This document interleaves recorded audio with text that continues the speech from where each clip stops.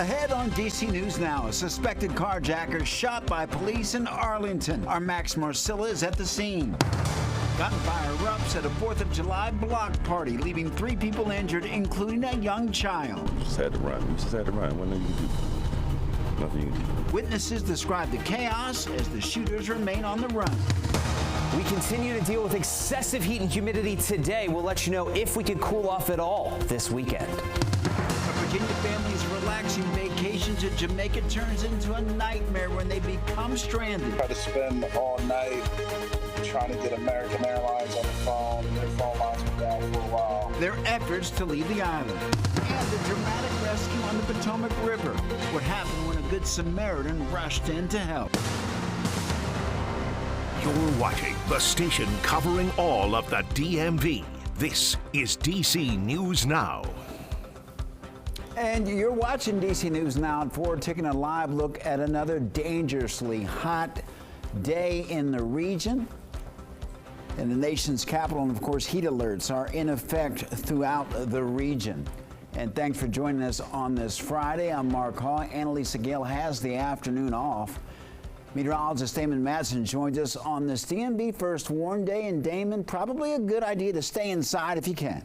Yeah, absolutely, Mark. This is not the kind of heat and humidity we want to mess with. It's been like this throughout the entire day. We took another step up from how sweltering it was on the 4th of July, enough so that we have needed excessive heat warnings. That's what we have here in the pink across far southern Maryland, over into portions of Virginia as well, near Fredericksburg. Here in the orange, we have heat advisories for much of the rest of the DMV east of Interstate 81. All of these alerts go until 8 p.m. And the reason we have these in place, look at these heat index values, folks. It feels like it is 108 degrees in the district, 109 in Manassas, and just about everywhere you go outside the highest terrain in western Maryland, it feels like it is in the triple digits. So stay cool, try to take it easy the best you can. This heat and humidity is not letting up as we go into the evening. Our only shot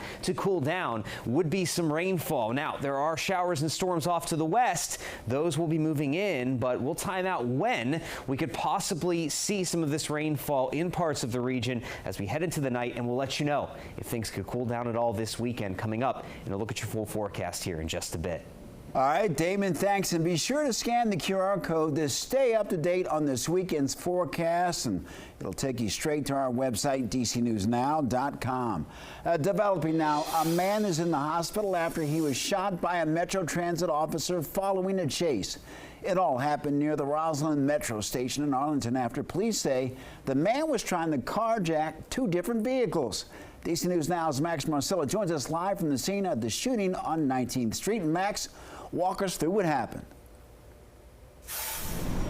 Well, Mark, essentially what police say is that this was a standard day for a Metro Transit officer who was just here at the Roslyn station doing a standard station check at 11:30 this morning, when they say that police officer saw a person trying to carjack a car.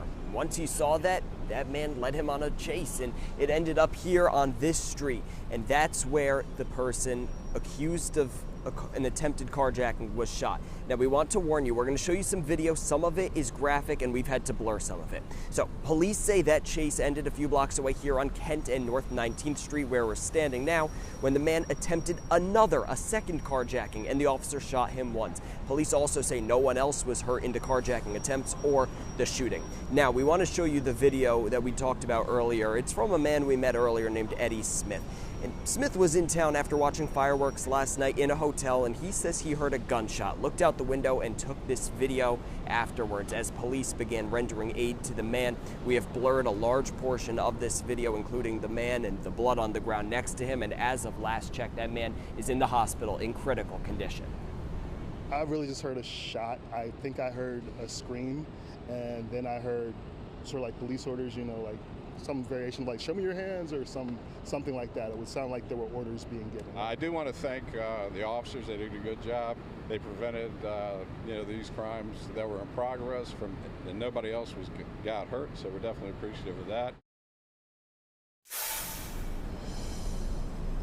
Right now, Arlington County Police are investigating the carjackings, and the county's top prosecutor will be the one to review the police shooting. Meanwhile, the officer who did fire his weapon and hit that carjacking suspect, he is on administrative leave.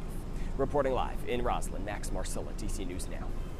All right, Max, thank you. And police are working to get answers to a lot of questions after a triple shooting at a 4th of July celebration in Temple Hills. Among those hurt, a child who had critical injuries. DC News Now's Kevon Dupree joins us live from the neighborhood where the party and shooting took place. Kevon, people who live there have a lot of questions.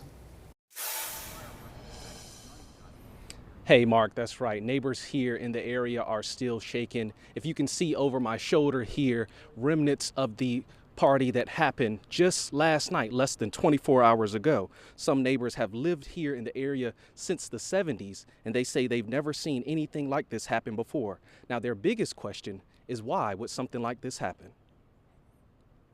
I didn't even sleep. I was thinking about him, seeing him down like that. I couldn't sleep. Neighbors who live on Akron Street in disbelief a day after a shooting at their 4th of July block party. I heard the fireworks and then I saw everybody running. So I asked everybody what's going on. Everybody's like, oh, they were shooting up the street and stuff. Prince George's County Police say they believe 2 people started shooting at someone. That person fired back. 3 people were hit by gunfire. 2 adults who are expected to be okay, and a little boy whose injuries were critical. They never get to talk. They always shoot, but they don't get to talk. Ricardo Richardson recalls the moment he heard the gunfire. Anybody could have got shot, to be honest with you. You just had to run. You just had to run. What nothing you can do. Nothing you can do. Another neighbor who didn't want to be on camera says it's hard to process what happened. After seeing a child lay on the ground, I don't want to shoot fireworks. I don't want to party. I don't want to dance. I just wanted to go home. It's a lot. I cried this morning. It was a lot. Lamont Colbert has lived in the neighborhood his entire life. I'm kind of upset about it. You know, it's sad. It's sad right now. And I reached out to Prince George's County Police, and they say that their investigation is still ongoing here in the area, and the little boy who was shot last night is still in critical condition.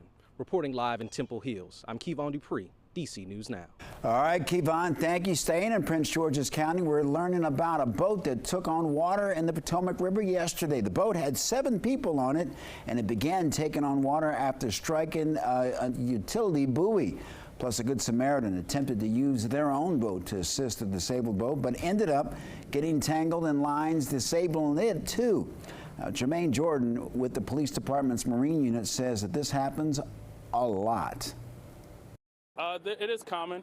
We have a lot of unexperienced boaters that are operating on the Potomac River, and we feel it's our responsibility as well as our regional partners to make contact with those boaters to ensure that they're operating safely and have the required safety equipment on the vessels that they are operating on.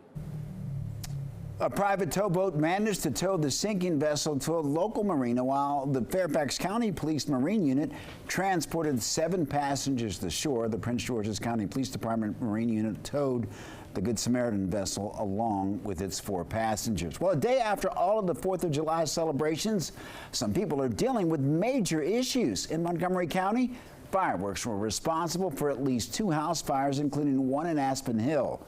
DC News Now's Christian Pena covers Montgomery County for us, and he has a look at the devastating aftermath on Brad Drive.